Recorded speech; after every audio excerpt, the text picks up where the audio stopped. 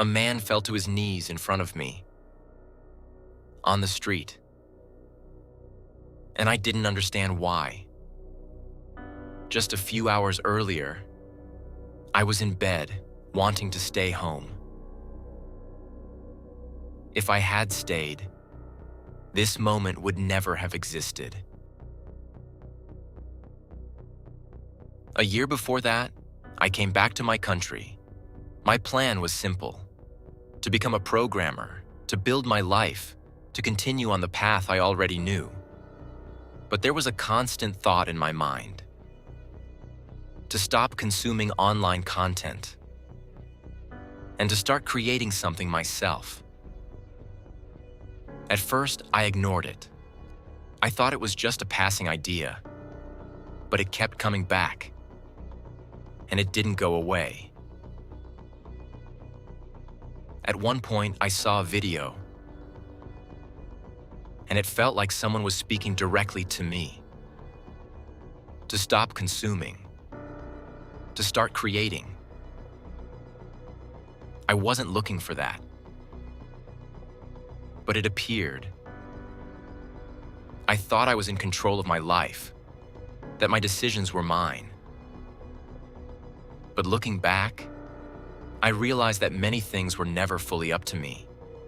And honestly, I don't understand everything that happens in life, but I don't think I have to. Slowly, I started to change things.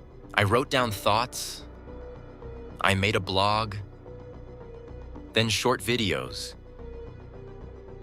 And without realizing, I ended up creating exactly this kind of content. But this is not where the real story begins.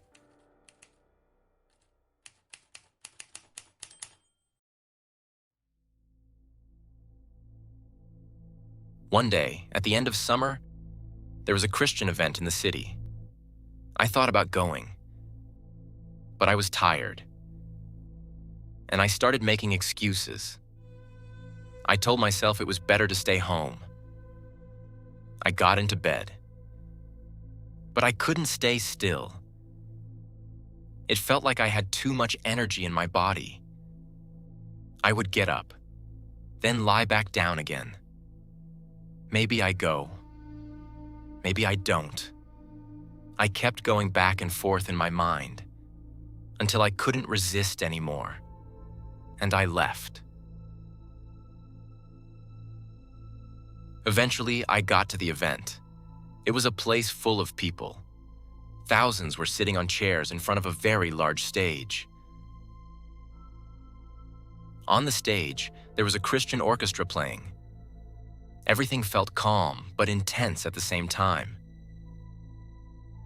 After that, a band came on, and the whole crowd was singing together. Then came the message from the stage, a sermon, and slowly, the event was coming to an end. People started getting up and heading home. It was that moment when everything quiets down, but you can still feel the echo of what just happened. As people were moving toward the exit, it was announced that there was a special area set up in the back. There were stands with Christian books and other materials. It was explained that the money from sales would be donated to support the event. Accommodation, fuel, and all the necessary costs, so gatherings like this could continue in other cities. It was also mentioned that you could simply donate without buying anything. In that moment, I wasn't just following the crowd. I felt something inside me, a simple but clear thought, that I should go there too. I had some money in my wallet, not much, but I thought that maybe this was exactly the reason I ended up there that evening. Maybe this was what I was supposed to do. And without thinking too much, I started walking toward that area. And without really understanding why, I bought a Bible. I knew I already had 4 at home. I didn't need another one. But in that moment, I felt the impulse to take a large one. I told myself that if I was giving the money anyway, maybe it made sense. It wasn't a logical decision. It was more like something I couldn't explain. I stood there with the Bible in my hand, and then the problem appeared. Where do I put it? I felt ashamed walking down the street holding it. It was a summer evening. Everything was full of people. Clubs, restaurants, busy streets, noise everywhere. And I was walking through all of it with a large Bible under my arm. In my mind, I saw the exact image I used to have about people like me. Weak people, naive, strange. And now, that was me. I could feel my pride getting hit. I didn't feel strong. I didn't feel like the kind of man I used to imagine a real man should be. And then I remembered a verse. Whoever is ashamed of me, I will also be ashamed of him. In that moment, something shifted in me. I can't really explain how, but it felt like a calm came over me and a kind of strength I didn't have before. The shame didn't have the same power anymore. And for the first time that evening, I kept walking without stopping in my thoughts. On the way, I saw a man who seemed to notice me. He was standing next to an electric scooter. It looked like he was waiting for someone. I ignored him, but he didn't ignore me. He came after me. He called out to me. I turned around quite suddenly, maybe even a bit aggressively, but he only said this. I just wanted to tell you, God bless you. I answered shortly and wanted to continue on my way. But then he asked something unexpected. Are you a Christian? I told him yes, and then his tone changed slightly. More personal, more sincere. He told me that he had also recently become a believer, that he wasn't always like this, and that recently, Jesus saved him from a coma. It wasn't told like a dramatic story, more like something real, something lived.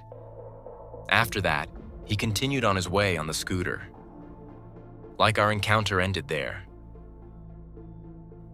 But inside me, it didn't end at all. And without thinking, I called out to him, Do you have a Bible? He paused and answered simply, No. I asked him if he wanted the one I had in my hand. He looked at me, surprised. He didn't expect that. He came closer, and he took it. He fell to his knees, right there, on the sidewalk. He raised his hands toward the sky, and he started shouting, Lord, thank you. I froze. I didn't know where to look. There were people around, and a man on his knees in front of me, crying, giving thanks. For a few seconds, I didn't understand anything. After he left, I stayed there, trying to process what just happened, and slowly, I started to understand. It wasn't a coincidence. It wasn't just an accident. That whole inner struggle I had about whether to go or not wasn't really about me at all. I started to feel something different. A calm. And a kind of joy I can't fully explain. In my mind, I was thanking God, because somehow He used a simple moment to change me, and at the same time, to answer that man's prayer. I called my mother, and I tried to explain what happened, but I couldn't find the words. I don't express my emotions easily, and it felt like no matter what I said, It wasn't enough to describe what I had experienced. I don't know why this happened. I don't know why me. But I know one thing. In the moments when you feel lost, it doesn't mean there is no direction. Maybe you just don't see it yet. If you've ever felt something urging you forward, not towards something wrong, but towards something good, and you chose to ignore it, maybe it wasn't a coincidence. Maybe it was never about you.